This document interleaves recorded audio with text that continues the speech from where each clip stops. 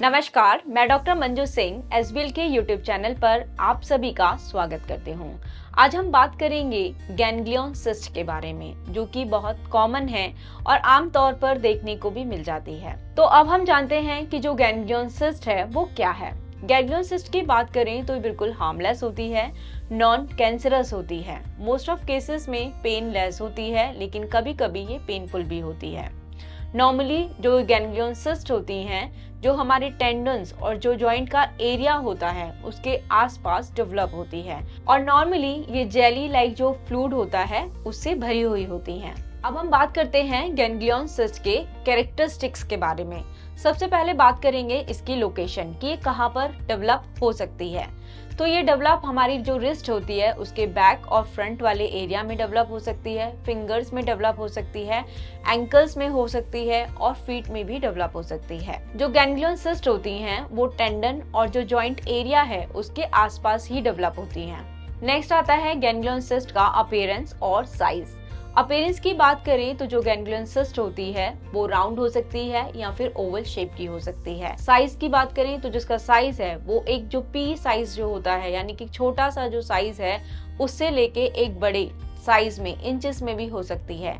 जैसे जैसे आपका जो जॉइंट वाला एरिया है या टेंडन वाला एरिया है जितना ज्यादा यूज होगा उसके साथ भी गैंग्लियन सिस्ट का जो साइज होता है वो इंक्रीज हो सकता है और इसका जो साइज है वो बहुत जल्दी फ्लक्चुएट करता है। नेक्स्ट आता है इसकी कंसिस्टेंसी के बारे में। यदि इस सिस्ट की कंसिस्टेंसी की बात करें तो जो गैंग्लियन सिस्ट है वो जो थिक जेली लाइक फ्लूइड होता है उससे भरी हुई होती है, यानी कि साइनोवियल फ्लूइड होता है इसमें।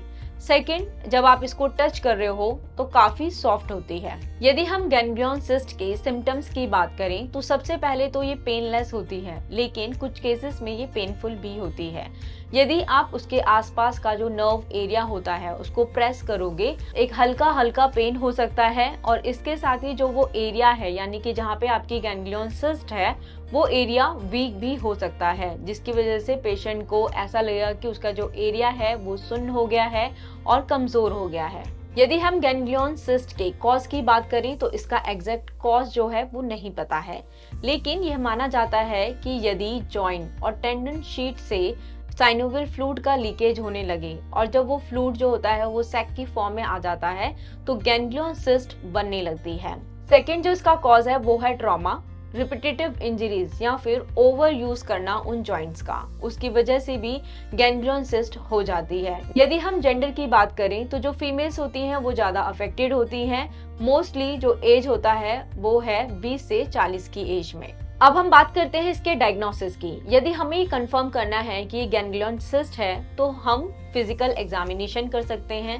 एक ट्रांस इल्यूमिनेशन टेस्ट होता है जिसमें कि ऊपर से जो गैंग्लियन सिस्ट है उस पे लाइट डाली जाती है जो कि ये बताता है कि इसमें फ्लूइड फिल्ड है या नहीं है। नेक्स्ट, इसमें हम अल्ट्रासाउंड या फिर एमआरआई भी करा सकते हैं। अब हम जानते हैं कि जो गैंग्लियन सिस्ट है उसमें होम्योपैथी किस तरीके से हेल्प कर सकती है, क्योंकि जैसा कि हम जानते हैं कि होम्योपैथी सिम्टम्स पे काम करती है, तो इस केस में भी जो होम्योपैथी है वो सिम्टम्स को ही ठीक करेगी। जैसे कि जो गैंग्लियन सिस्ट है उसका साइज है उसको रिड्यूस करने में हेल्प कर सकती है।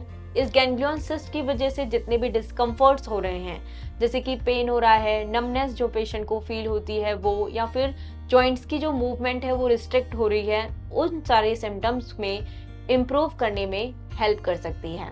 कुछ होम्योपैथी की मेडिसिन हैं जो कि काफ़ी हेल्पफुल हो सकती हैं, जैसे कि रूटा हो गया, कैलकेरिया फ्लोर हो गई, थूजा हो गई, बेंजोइक एसिड हो गई। लेकिन ये सारी मेडिसिन सिर्फ इसलिए बताई जा रही हैं ताकि ये पता चल सके कि जो होम्योपैथी है कितनी हेल्पफुल हो सकती है गैंग्लियन सिस्ट में। लेकिन आपको ये एडवाइस दी जाती है आप तब भी ये मेडिसिन स्टार्ट कर रहे हो तो अपनी नज़दीकी होम्योपैथी डॉक्टर से अवश्य संपर्क करें। उम्मीद करती हूँ कि आज की आपको यह वीडियो काफी इंफॉर्मेटिव लगी होगी। यदि आपके मन में फिर भी कोई सवाल है तो आप हमें कमेंट सेक्शन में लिख सकते हैं। ऐसी और इंफॉर्मेटिव वीडियोस के लिए आप एसबीएल का यूट्यूब चैनल सब्सक्राइब कर सकते हैं। धन्यवाद।